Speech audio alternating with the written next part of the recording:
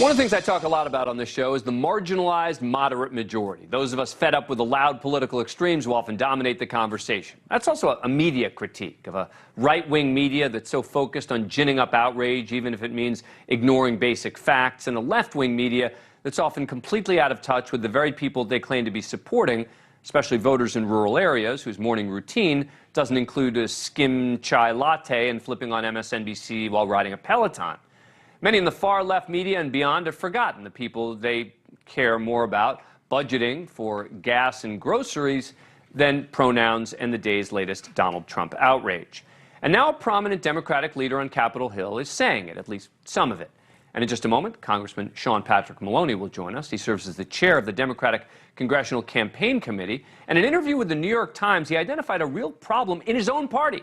He said, quote, "I think that most of the voters that we ask about this think that we're out of touch. They think we're elitist.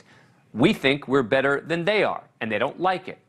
It was interesting because the Times, who since the interview has endorsed Maloney, seemed to come at him from the left. An example, this interchange from Patrick Healy of the editorial board who pushed Maloney. He asked, "What's a Democratic phrase that doesn't sound human, like a talking point? Or when you say, we don't sound human, what does that mean?" Maloney, all of them. Maloney talked more about how some of the woke phrases marked essential by many on the far left of his party are useless, if not worse, to many of his constituents. Quote, "If I'm talking to a sheet metal worker in Pine Blush, he doesn't talk about communities of color. He doesn't use the word rubric. He doesn't talk about the first-generation folks working in Newburgh. Doesn't use the word Latinx. Most people don't understand who are cisgender, why they need to put pronouns on their email signature." That all sure makes a lot of sense to me. Because of redistricting, Maloney now running in New York's 17th district against New York State Senator Alessandra Biaggi, who's trying to come at Maloney from the left and has received the endorsement of New York City Congresswoman AOC. Earlier, I spoke with Congressman Patrick Maloney.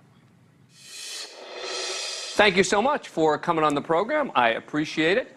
So I'm going to talk to you about a number of issues, but first you mentioned sort of cable news channels, MSNBC, in your interview. Do you think this disconnect between voters and Democrats is being pushed or made worse by the left-leaning media? I think it's made worse anytime we aren't talking like regular people. And as you point out, you know, it's not just one side or the other. But, yeah, look, I think there's a way people talk on these, you know, hotbed cable news shows that is just different than the way regular families talk, the way people talk to their neighbors and friends. And I think it separates us, yes, from a lot of the people who aren't really dialed in every day to politics, who are just trying to figure out who the good guys and the bad guys are, want somebody to listen to them, do some good stuff. We should talk like human beings. I didn't think it was that controversial a thing to say, but it's getting a lot of attention. Well, it gets a lot of attention because you're kind of going after your own party, and it is something that a lot of people think, right? And I wonder how much sort of the squad and AOC and their ilk are to blame for this. Well, remember, I'm trying to be a player coach here. I'm a guy that's running in a Trump district as a gay guy with an interracial family that depends on a lot of the progress we've made in this country, on a lot of the changes we made to allow people like me to succeed and be part of the American community. But my argument is that we're going to do better if we slow down, take a breath, talk to people, tell them what we're trying to do, give them a chance to know and catch up to us. I think we move too fast sometimes. I think sometimes instead of listening, we deliver scorn. We become too good at only talking to people who already agree with us. You know, I want us to be more generous and less judgmental. And I think we'll do better and have more capacity to bring about the kind of change that we all believe in. Let me talk to you about policing. Democrats have gotten hit hard on this issue. The vast majority of Americans like our police. They respect the officers. And yet there's a sense, and in some cases a reality, that many Democrats don't feel that way. What do you make of that critique of Democrats? And don't you see that as a problem for the Democratic Party? Well, let's look at the facts. It's the Democratic Party that passed the rescue plan, which saved the jobs of cops and firefighters and frontline workers all over the country. Didn't get a single Republican vote for that. That's literally funding the police. I'd do more. I'd provide more support for community policing.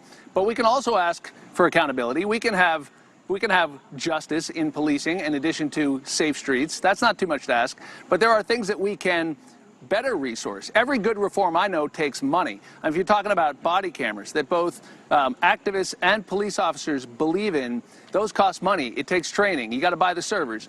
A shot spotter technology, which just allows it to understand exactly who's doing the shooting and what happened. These are good technologies that can produce better community policing.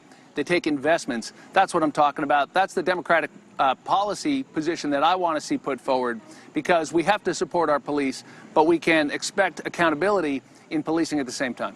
I agree with that. I've said that same thing, that accountability is part of being pro-police. But it does seem like you are glossing over a little bit the most progressive wing of the Democratic Party, which has, was literally calling for defunding of the police and was putting out a lot of rhetoric, which was very anti-police for a long time, no? Well, look, I'm in a primary right now with a Democrat who was one of the loudest defund the police activists in the New York State Senate, Alessandra Biaggi. She went so far as to tweet that police have no souls, or she said they're soulless. Now, if you walk around these communities I represent, there's a list of names on every town square, in every firehouse, of guys who didn't come home on 9/11. And I think it's stupid to talk about police having no souls, and it's disrespectful and it's wrong.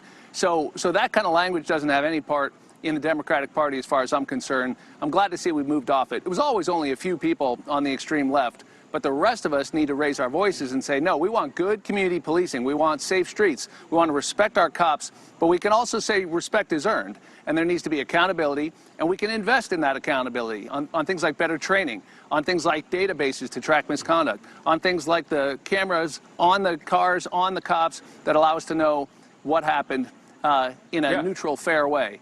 That's the kind of reform we need so we can have safe streets and some justice in policing at the same time. I think body cams work out for both civilians and for police alike. Were you part of the nuttiness behind supporting the most radical Republican candidates in certain elections in the hope that they would be easier to beat in the general election? Look, I run the Democratic Congressional Campaign Committee, and I want to win elections. And people can debate the tactics, but if you're talking about Michigan 3, look at the Cook political report. It says we're a lot more likely to win that race now than we were before the primary.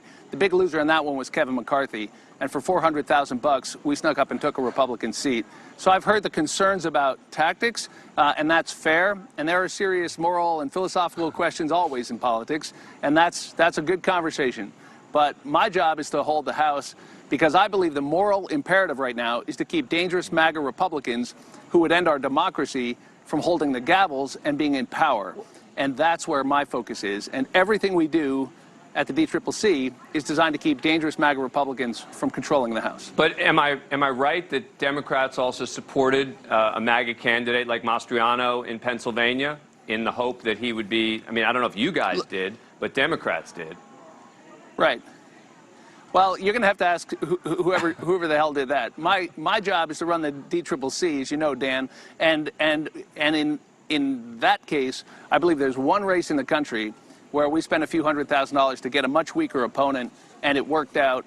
And the Cook political report says we're much more likely to win the seat. We've got a strong pro-choice Democrat named Hillary Scholten there who's going to win that seat. That's my job, is to keep dangerous Republicans out of power. And let's be clear. What we did was we ran an ad attacking John Gibbs as a dangerous extremist, said he's too conservative for Western Michigan. That's our job, is to attack those guys and let people know we've got a good Democrat who can win. So no regrets on that front? Look, this job requires difficult decisions. We're not going to get them all right, but on this front, the Cook political report says we're more likely to win that seat. That's the bottom line. Congressman Sean Patrick Maloney, thank you so much for coming on the show. Good to see you, my friend. Thanks, Dan. Thank you for watching. Go to newsnationnow.com to find NewsNation on your cable provider. And don't forget to click the red subscribe button below to get more of NewsNation's fact-driven, unbiased coverage.